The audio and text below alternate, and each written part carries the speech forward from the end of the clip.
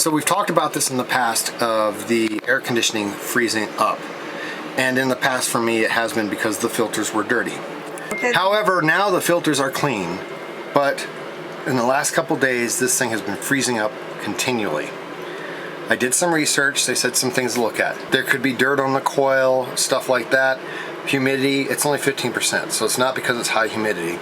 The other thing they said to look for is to make sure there's not a loop back. In other words, where the ducting is coming loose and cold air is coming right out of the air conditioner and being sucked right back into the air conditioner before it's had a chance to heat up a little in the area of the camper.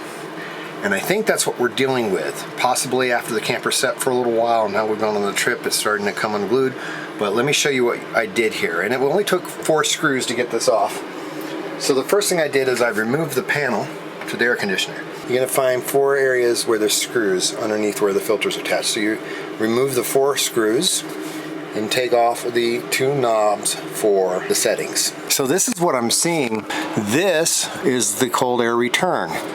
This is the air conditioned air. So when you have all this sealed up, you're gonna have some air getting sucked right out, back up through here, and back into there. So you're gonna have a lot of cold air coming right through these parts. Now, is this the problem? Is this what's causing me the issues? I'm not sure, but they said to look for that. So I am going to fix this. I really think these areas came loose here because they didn't extend it right. And so they bunched up all the material here and didn't do it here. That would have been a Rockwood issue. This was installed at Rockwood, and this was installed by Rockwood. So this is another example of a simple job of making sure that this is installed the right way. They could not do. Good job, Rockwood. Good job. So I pretty much had to remove the double-sided whatever they used, and I could probably find that double-sided stuff, but I'm gonna just use Gorilla Tape because it's shrunk, I think. I mean, I got the wrinkles out here, but it's still a bit tight. So I'm gonna take and Gorilla Tape this and see how that comes out. I think that's gonna work better. Okay, so this is what I'm trying. It doesn't look pretty, however, as long as it doesn't restrict airflow, it shouldn't matter. And I'm gonna do the same thing all the way around.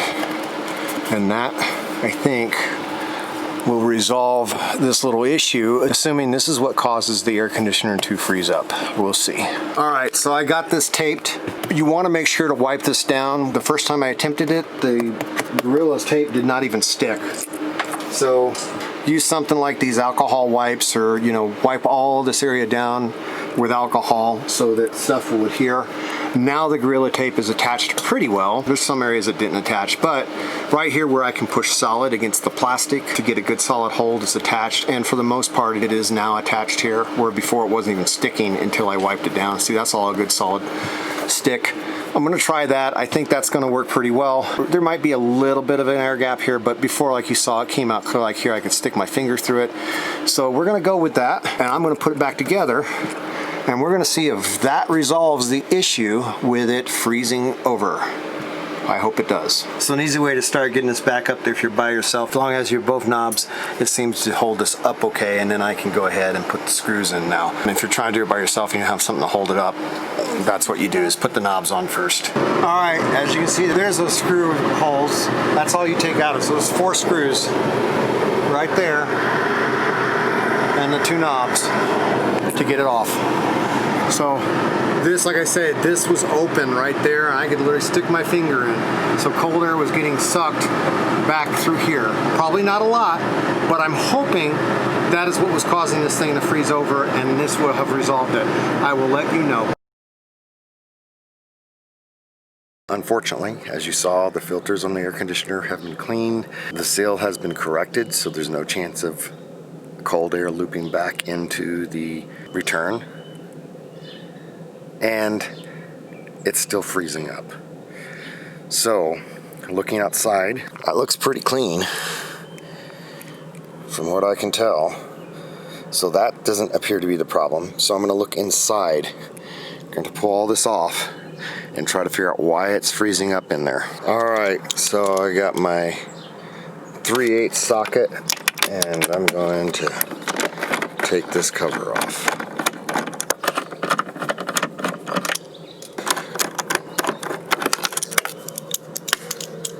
This just comes off, set it aside.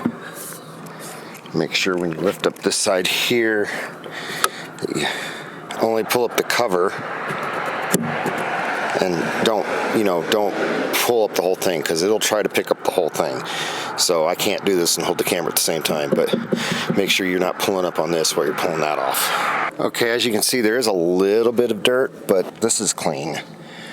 This is actually clean. You can, I don't know if you can see it with the camera, but you can actually see light on the other side of this. Same with that. It's clean enough. I mean, it's got a little bit of dust on it, but you can actually see with the human eye light coming through it. The issue is either this control thing that they installed doesn't come with it, or they didn't install it. There's no freeze sensor. A freeze sensor will turn it off when it starts to freeze over. And there isn't one. This is pretty clear. I mean, this isn't bad at all. And it shouldn't be. It's not been used that much. So the issue is there is no freeze sensor on this thing. What the heck? Why would they not put a freeze sensor? So, guess I'm going to be spending more money on my brand new camper. Again, I'll reiterate. Why am I doing this myself? Because warranty sucks on these campers, and also they probably wouldn't do it right. Not to mention, just buy used. Because then when you save $10,000 on your camper because you bought used, you've got plenty of money to fix these stupid little things. And if I was to take this into the shop, even if it was under warranty, I'd have to hook up my camper and haul it somewhere. Schedule, get it in. Try doing that while you're living in a camper. It ain't gonna happen. So the warranty is worthless. Buy used. Just always, I'm gonna reiterate that, just buy used. Save 10 grand, buy used. So when you have to deal with this crap, you've got $10,000 you didn't spend for new that you can now spend to maintain your camper.